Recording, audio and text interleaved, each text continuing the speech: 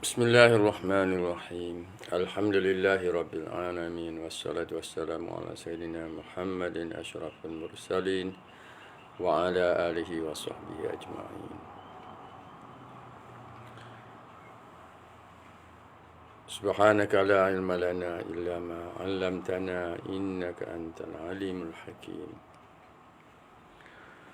Rabbi syrah li sadri wa yassir li amri wahlul 'uqdatam min lisani yafqahu qawli. Assalamualaikum warahmatullahi wabarakatuh. Sesiapa yang sempat melalui FB pagi ini dan sempat mendengar sedikit free kuliah yang dulu kita panggil free kuliah atau kuliah alignment antara terjemahan daripada bahan-bahan buku Dr. Borik dengan original Dr. Borik. Sesiapa yang berada di sana, salam Jumaat, salam keberkatan pada hari ini. Selawat dan salam kepada Rasulullah sallallahu alaihi wasallam. Mudah-mudahan apa yang kita lakukan pada hari ini membawa barakah dan manfaat pada sekalian yang menontonnya. Sahabat dia, hari ini kita nak bicara dua remedi. Dan juga saya nak maklumkan bahawa siaran ini mungkin kita semakin mengurangkan waktunya.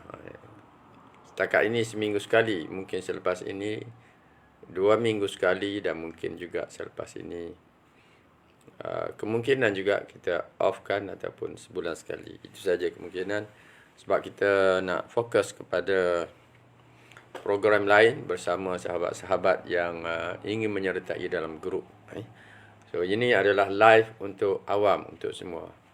Jadi tak semestinya berlangsung berterusan. So ada waktunya kita off. Siapa nak join lagi, dia kena masuk dalam grup. Mungkin grup yalah, sekarang kita mungkin insyaAllah akan ada grup. Yang nak masuk tu mungkinlah ada syarat-syarat tertentu.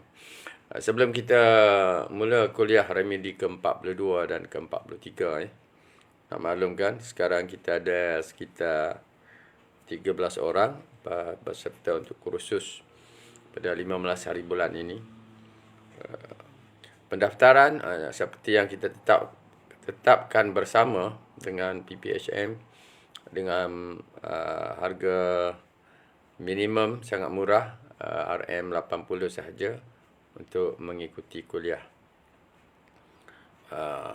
Dan kita syaratkan kalau tak ada keuangan, tak perlulah membeli buku yang kita wajibkan, yang semuanya nilainya lebih kurang RM121 ataupun sekali dengan penghapusan 130 semua. Itu saja kos yang terlibat untuk mengikuti kuliah ini, termasuk dengan buku-buku. Masalahnya kalau tak ada buku, takut banyak yang terlepas nanti, kerana rujukan utama kita ialah buku-buku yang telah kita terbitkan, iaitu buku perubatan homeopati, buku asas dan buku yang pertama diterbitkan. Remedi-remedinya berasaskan remedi yang ada di dalam buku rawatan asas homeopati. Dan kita banyak merujuk kepada kamus istilah perubatan homeopati. Ada bahan-bahan yang mungkin tidak ada di dalam 3 buku tersebut. Kita akan rujuk kepada buku Materia Medica utama kita, iaitu Materia Medica Therapeutic yang akan banyak membantu. Mungkin tidak banyak di dalam kursus kerana kita fokus kepada penjelasan berkaitan dengan sejarah dan falsafah serta pengenalan Materia Medica, tetapi unsur-unsur terapeutik itu akan berguna secara berterusan. Begitu juga buku simptom-simptom penyakit. Kalau tak nak beli pun tak apa, info saja, kita tolak 35 RM daripada buku itu. Tetapi buku itu adalah buku antara buku-buku yang amat berguna dan bermakna kepada pemiliknya. Siapa yang sudah ada, dia boleh tolak je. Siapa yang sudah beli buku-buku tu, maklumkan bahawa saya sudah membeli buku sekian-sekian, tak perlulah membeli, hanya bayar 80 RM. Itu ketetapan yang telah kita buat bersama PPHM. So itu saja makluman kita pagi ini. Kita hari ini pun ringkas sebab remedi kita pada hari ini sangat rare, sangat jarang. Mungkin tak ramai yang menggunanya. Tetapi mungkin kalau kita ada kes-kes tertentu yang mungkin tidak terfikir remedi lain yang bersesuaian, kita boleh menggunakan remedi yang disebutkan ini. Pertamanya ialah remedi ke-42 yang disebut sebagai Ammonium valerianicum. Ammonium valerianicum. Ini iaitu satu remedi untuk pesakit nervous. Okey. Orang yang jenis nervous, mudah gemetar, mudah gelisah, histeria. Untuk pesakit nervous hysteria, bahasa Inggerisnya disebut nervous hysterical people, orang-orang yang selalu nervous dan hysterical, yang menderita sakit kepala, neuralgia dan insomnia. Jadi dia sesuai untuk orang-orang yang sudah menderita, mungkin agak lama menderita dengan sakit berhubung dengan saraf, sakit saraf, neuralgia dan juga insomnia. Dan disebut juga rheumatism saraf yang kuat. Dia ada masalah great nervous rheumatism. Kita terjemah dia sebagai rheumatism saraf yang kuat. Dan selalu ada. Rheumatism saraf ni selalu ada. Boleh rujuk buku mana yang kita? Ini ya. Jangan lupa. Bahannya ada dalam buku Materia Medica. Ini bukan buku rujukan utama kuliah kita yang akan berlangsung pada 15 hari bulan ni. Tetapi ada masa-masanya kita mungkin nak rujuk. Kita ada masa-masanya kita mungkin nak rujuk. Kerana di sini tentulah ada bahan detail. Dan dalam kuliah kita pengenalan yang kita akan buat selama sebulan lebih, tentulah tak ada remedi ini ya. Remedi Ammonium valerianicum adalah remedi sangat rare. So muka surat 66 Ammonium valerianicum. Okey, so ini buku untuk kuliah free kita sebab kita nak selaraskan dengan buku asal original Boric dalam bahasa Inggeris. Okey, simptom Ammonium valerianicum banyak kepada kepala. Bahkan simptom partikular yang diberikan oleh Dr. Boric hanya bahagian kepala. Dikata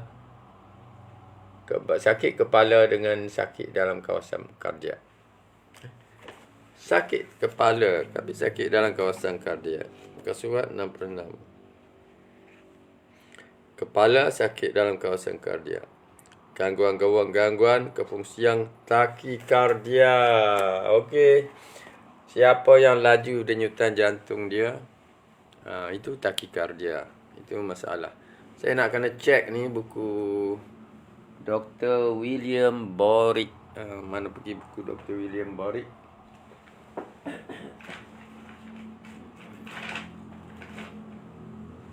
Versi bahasa Inggeris. Kenapa dia sebut kepala? Tapi dia cakap pasal kardiak.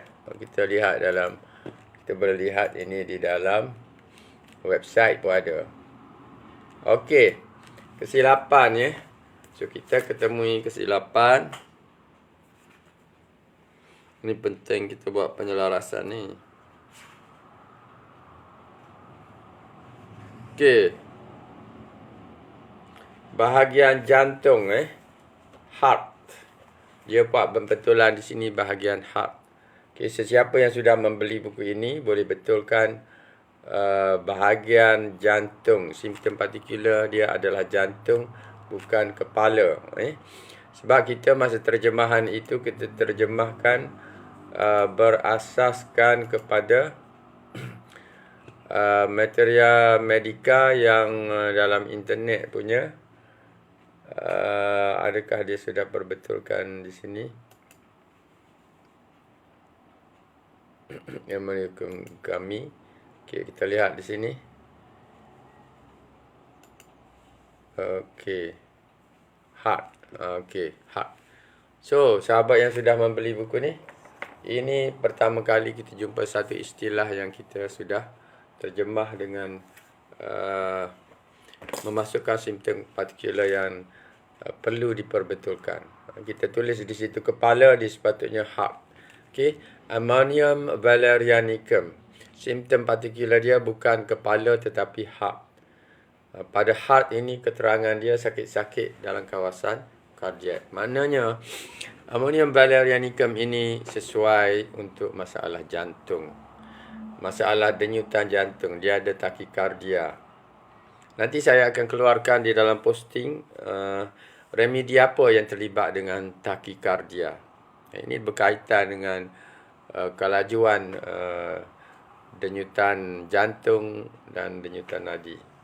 Takikardia. Nanti saya akan keluar posting. So, ini adalah satu remedi untuk takikardia yang ada gangguan kefungsian. Okay, disebut di situ ada gangguan kefungsian. Okay. Dalam terjemahan tu kita buat gangguan-gangguan kefungsian takikardia. Okay. Takikardia ini adalah satu istilah medical.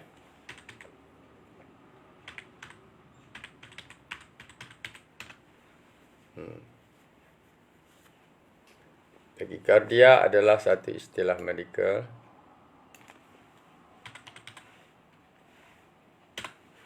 Okey. Saya cek tak apa. Dia masalahnya takikardia ni istilah sebab saya akan buat posting berkaitan ini. Okey. Dia berupa denyutan jantung yang luar biasa cepatnya. Biasanya lebih daripada 100 denyutan per minit. Lebih daripada 100 per minit. Denyutan jantung yang boleh dikesan menerusi denyutan nadi. Okey. Kalau denyutan nadi kita laju, denyutan jantung juga laju. Kalau lebih daripada 100 denyutan jantung itu adalah luar biasa dan disebut sebagai takikardia. Okey. So istilah takikardia ada di dalam remedi ammonium valerianicum. Jadi ingat ya sahabat, tak perlu kita tanya orang nanti isu takikardia ni. Jantung berdenyut cepat. Okey, takikardia. Okey. Dos apa yang nak guna? Triturasi rendah. Dos rendah. Mungkin 1x, 3x boleh guna menurut Dr. Baurik. Mau cari remedi ini di dalam material medikal lain, buat masa ini tidak ada. Tak jumpa dalam internet. Tidak ada dalam JH Clark. Mungkin kalau boleh cuba cari TFLN kalau ada. Lain tu kalau bukan material medikal yang besar memang tak ada. Ini remedi sangat rare. Tetapi disebut oleh H-Party. Siapa yang ada pernah biasa baca hparty.com dia sebut. Ammonium valerianicum berguna untuk masalah orang yang kecewa, kekecewaan yang kesan daripada kekecewaan itu membawa kepada masalah saraf, masalah jantung dan juga membawa kepada insomnia. Maknanya dia jadi sukar untuk tidur, bermasalah untuk tidur, insomnia, dan menyebabkan sakit-sakit di kawasan jantung, lalu menjadi sakit kepala dan merangsang stimulasi saraf yang berlebihan. Okey. Orangnya lemah but also wild. Tetapi juga ganas, itu maksudnya. Orangnya dia ada ciri-ciri kelemahan dan juga ganas. Okey. Itu disebut oleh H-Party. Maknanya jika ada kes seseorang itu mengalami kekecewaan dan kekecewaan ini dilepaskan menerusi masalah-masalah saraf, masalah jantung, menderita insomnia, sakit-sakit dalam jantung terasa, sakit kepala dan masalah saraf yang berlebihan. Okey. Isu-isu seperti itu boleh rujuk ammonium valerianicum. Remedi ini sangat rare. Bolehlah tanya pembekal ubat kalau ada. Saya pun tak pernah simpan. Ini sangat rare. Sangat rare. Okey, cukup yang tu kita pergi kepada remedi seterusnya, Ampelopsis quinquefolia. Sama juga dengan Ammonium valerianicum tu. Jadi ia adalah satu remedi yang rare. Ini beza daripada valerianicum saja yang pernah diuji bukti oleh Dr. Hahnemann. Itu memang ada dalam banyak. Dalam Dr. Borik pun ada. Itu valerianicum ada. Itu daripada, itu jilid 3. Ini Ammonium valerianicum. Seterusnya Ampelopsis quinquefolia. Yang ni pun mungkin dia remedi yang spesifik, tetapi pasti berguna suatu masa. Itu berkaitan dengan jenis busung, bengkak-bengkak berisi air. So, keterangan Dr. Borik dia menyebutkan Ampelopsis berguna untuk Dropsy-rena. Maknanya ada masalah bengkak buah pinggang. Siapa yang ada bengkak buah pinggang, maknanya kantung itu berisi banyak cecair, bengkak. Hydrocele. Hydrocele. Ada bendungan cecair dalam di belakang testis tu. Hydrocele. Maknanya bengkak-bengkak juga yang mengandungi cecair. Dan keparauan kronik. 3 ini pengenalan dalam Ampelopsis quinquefolia. 1 Dropsy-renal, kedua hydrocele, dan ketiga keparauan kronik. Chronic hoarseness bahasa Inggeris pada pesakit Scrofulous. Pesakit yang mengalami masalah ini pula pesakit jenis Scrofulous yang ada sejarah masalah TB. Scrofulous ni memang berkaitan dengan masalah TB yang disebabkan oleh jenis bakteria, dan mungkin dia ada simptom-simptom bengkak, bengkak limfa, bengkak limfa disebut bengkak limfa.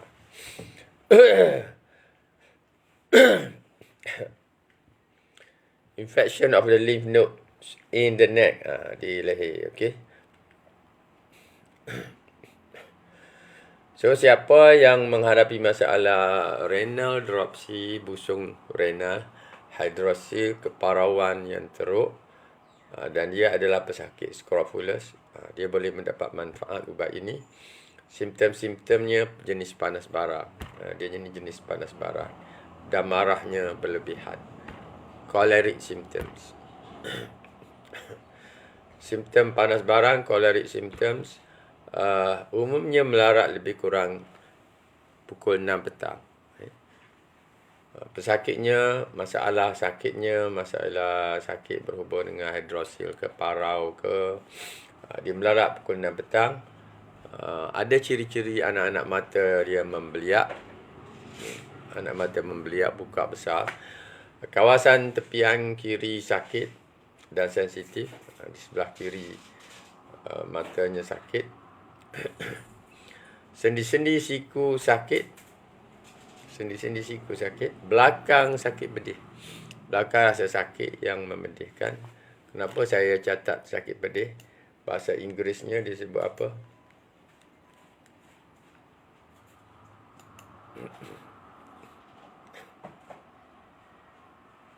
Okey, kita lihat bahasa Inggeris. Ampelopsis. Dia tak sama yang saya buat dengan dalam bukunya. Tak sama. Sebab kita susun semula dari segi alfabetnya. AMP. Ampelopsis ni kot. Okey, ammonium phos. Tengok senarai dia.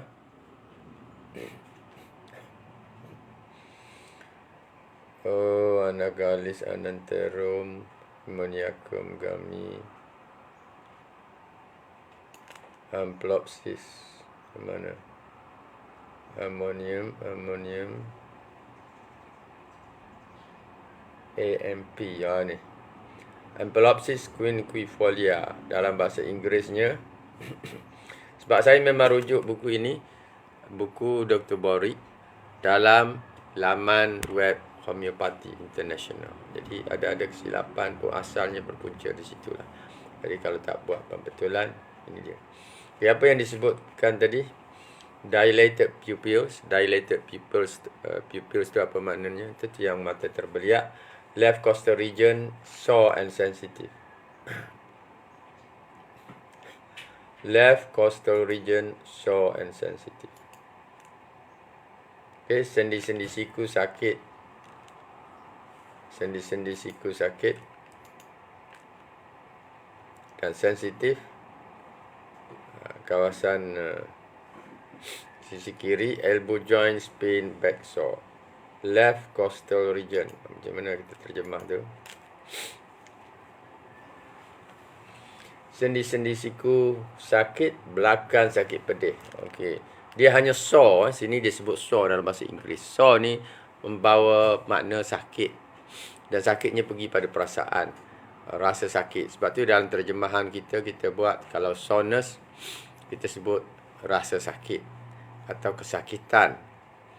Kalau sakit biasa ialah pain. Pain itu adalah sakit. So bila sebut sore sini kita sebut sendi-sendi siku sakit. Dan kita sebut belakang sakit pedih. Okey. Elbow joint pain. Okey, ini makna dia sebenarnya. Elbow joint pain. Sisi siku dia, sendi-sendi siku dia sakit. Back sore, belakang dia sore. Saya sebut situ sakit pedih. Kita terjemah sakit pedih. Back, bahagian belakangnya sore, sakit pedih. Kesakitan pada seluruh anggota kaki tangan, muntah keluar, menyingkir keluar. Bahasa Inggeris dia vomiting, purging with. Dia nak mengosongkan cecair apa saja yang ada dalam usus with tenesmus, beserta dengan tenesmus. Maknanya rasa nak berak tapi tak jadi. Ada tak rasa? Kita rasa nak berak tapi nak masuk tanda aja dah. Tak jadilah. Ataupun masuk, duduk 5 minit, tak boleh keluar ni. Memang keluar baliklah tandas. Maknanya tenesmus, itu yang dikatakan tenesmus. So muntah keluar tapi ada tenesmus. Berkeroncong dalam abdomen. Okey, istilah Inggeris dia rumbling. Berkeroncong dalam abdomen tu berbunyi mencerut. Berbunyi mencerut. Saya pun rasa mencerut semalam. Rasa mencerut. Rasa mencerut tu tanda apa? Tanda kosong. Tak ada makanan dalam tu dan dia berkehendakkan makanan. Tanda lapar lah. Dalam perkataan lain, tanda lapar lah. Mungkin kita makan tidak cukup. So, dos yang sesuai untuk ampelopsis ialah potensi kedua dan ketiga. Maknanya kita boleh guna potensi 6. Okey.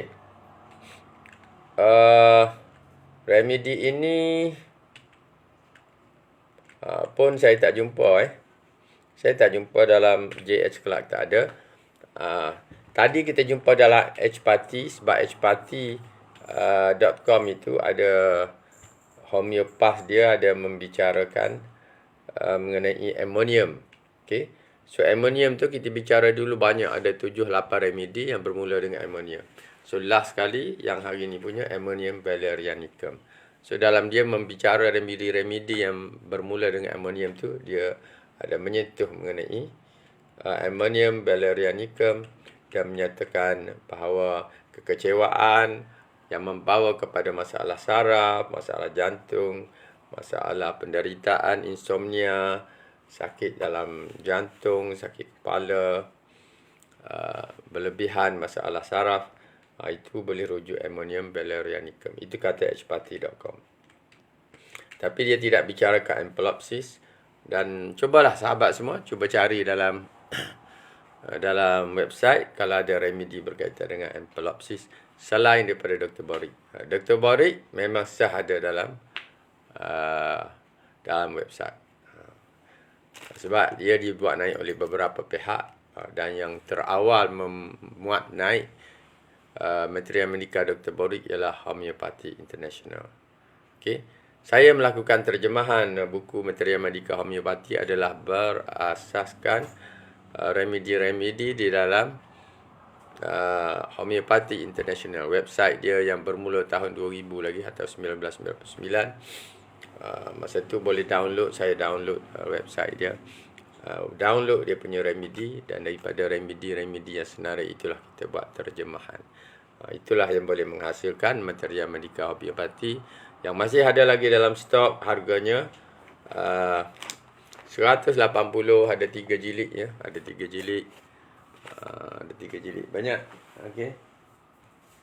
Ini jilid ketiga. Ini jilid pertama, jilid ketiga, ada jilid 3 jilid. Ada lagi yang beli ya. Minggu ni ada 2 orang yang membeli, dan daripada 2 orang yang membeli itu, dua-duanya telah memasuki kuliah kita. InsyaAllah sudah register. Dan kuliah kita insyaAllah sedang elok jumlahnya, lebih kurang 13 orang. Kita sebab tarikh tamat ya, kita sebut dalam website semalam, tarikh tamat untuk sesi pengambilan Introduction to Homeopathy ini, tarikh tamat dia 9 hari bulan. Makna ada lagi 2 hari ya. Hari ni berapa? Hari 6 hari bulan 8. 7, 8, 9. Ada 3 hari lagi kita masih buka. Sebab kita ada limit. Rancang asalnya limit pada 15 saja. Sekarang kita ada 13. So, boleh lagi siapa nak register. Kalau ada lebih pun kita ambil lagi. Cuma kita, mungkin tidak lebih daripada 20 orang lah. Dia masalahnya kita hanya masuk dalam website. Siapa yang berhubungan dengan PPHM dan berhubungan dengan saya, itu mereka tahu. Mereka masuk laman tu dia tahu. Tapi di luar ada yang akan masuk nanti, dia tidak pernah visit, tak tahulah dia pernah visit ke tidak laman yang kita buat posting. Tetapi bila dia membelinya, saya tanya dia, tahu tak bahawa kita ada buka untuk kelas? Saya tanya dia ahli persatuan mana. Dia kata tak ada ahli persatuan mana, hanya belajar daripada kawan-kawan. Jadi saya kata, kenapa tak ikuti kelas? Dia kata ada kelas ke? Saya kata ada. Jadi bila kita maklumkan ada, terus dia kata tak apa, insyaAllah nanti kita buat pembayaran. Jadi pagi ini sahabat, saya add ada seorang ke dalam grup WhatsApp untuk kuliah. Ada tambahan seorang. Dan nanti insyaAllah mungkin ada 1-2 orang lagi. Tambahan ini untuk memenuhi kota kita. Dan insyaAllah jumlahnya mencukupi. Dan nanti kita akan masukkan dalam, kita add dalam kita punya grup website juga. Grup website ni sekarang ni kita terpaksa hadkan. Ada yang mohon untuk supaya di-add-kan dalam grup website. Dalam grup tu banyak posting homeopati. Dan kita tidak add. Saya minta maaf sangat, saya tak boleh nak add.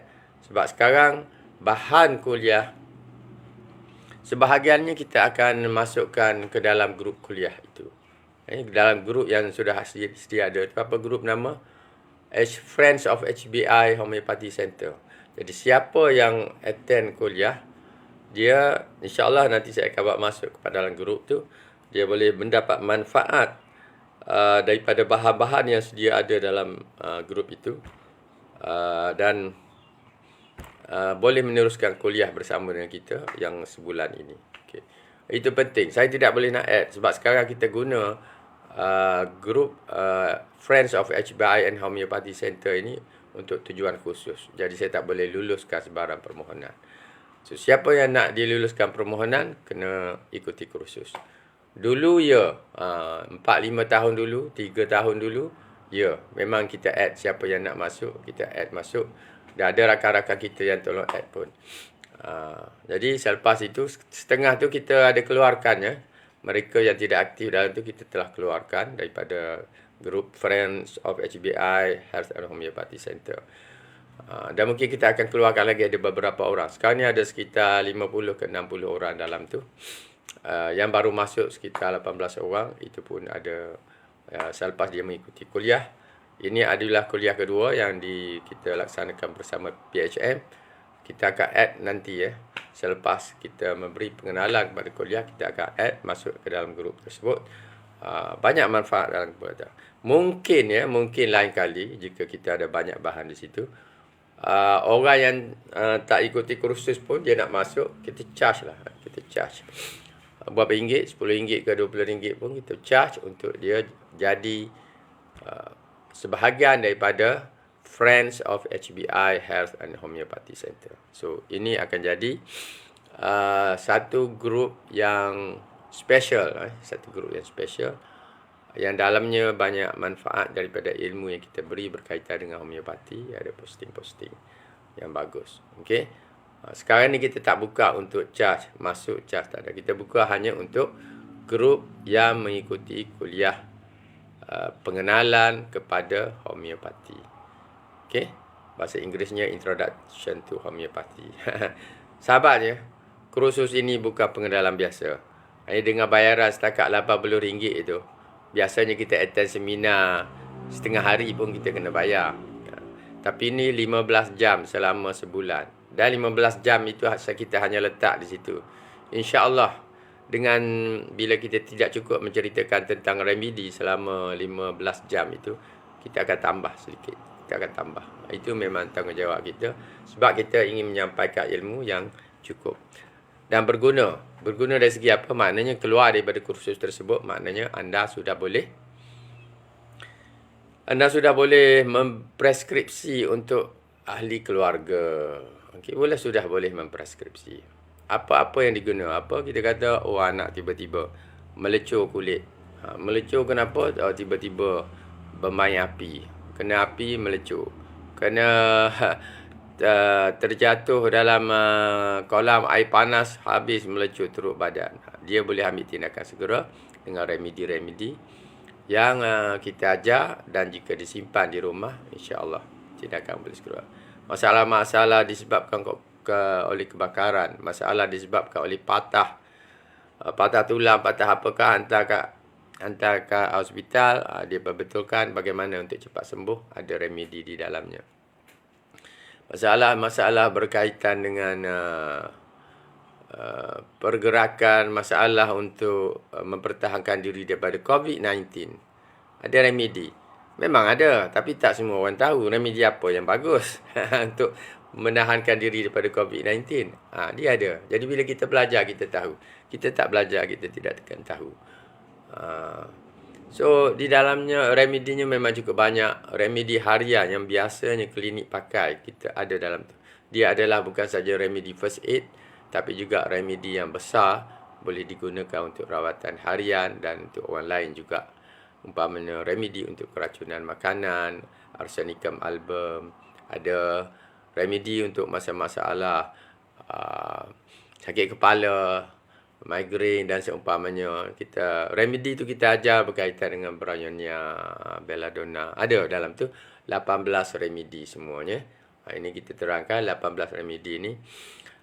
Sebahagian besarnya adalah remedi utama kerana ia bersifat polycrest. Cuma di dalam kuliah pengenalan kepada homeopati ini, kita memberi simptom dia tak banyak. Sebab matlamat supaya peserta dapat ingat. Beri 2-3 simptom, 4-5 simptom, mungkin dia ingat.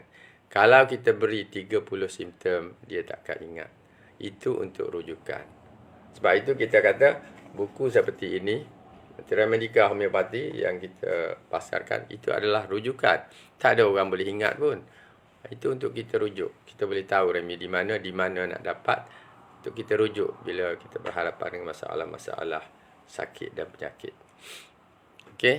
So, saya harap peserta dapat memahaminya. So, dulu-dulu kursus seperti ini, memang kalau kita nak beri kursus seperti ini, memang akan belanjanya ratus lah. Tak adalah belanja sebanyak yang kita beri pada kali ini. Ini kerjasama dengan Persatuan Homeopati kita untuk melebarkan knowledge of homeopati kepada masyarakat. So, charge dia minimum. Dan harga buku tu sama ada ikuti kuliah atau tidak. Kalau kita rasa nak beli, memang kita akan belilah. Tak ada masalah tu. Cuma orang yang tak ada buku, bila mengikuti kuliah, nanti takut dia akan kehilangan. Hilang punca. Tak dapat cari mana rujukan, kat mana nak rujuk. Kita cakap mengenai law of stimulus. Apa makna law of stimulus? Kena rujuk buku, kena baca. Boleh juga baca banyak rujukan dalam bahasa Inggeris di internet. Tapi untuk kita faham, bersama dengan kuliah pada waktu itu, kita nak kena rujuk. Okey, itu saja untuk pagi ini. Mudah-mudahan penerangan ini selain kita dapat 2 remedi rare yang kita bicarakan tadi, kita juga dapat knowledge sedikit mengenai kursus yang akan dilaksanakan pada hari Ahad depan. Kelas permulaan adalah pada hari Ahad depan pada jam 8.30 pagi. Kita jumpa hari itu bukan sahaja kita bersuai kenal. Dalam ni kita masa terlalu pendek. 15 jam itu bagi kita adalah pendek. Kita akan terus kuliah. Kita akan ambil masa yang pendek, 5 minit, 10 minit untuk pengenalan. Yang lain kita bagi kuliah. Sebab ini adalah satu kuliah yang padat. Bukan kuliah main-main. Ini kuliah berkaitan dengan knowledge of homeopathy that everybody should understand. Okay, itu saja daripada saya. Assalamualaikum warahmatullahi wabarakatuh.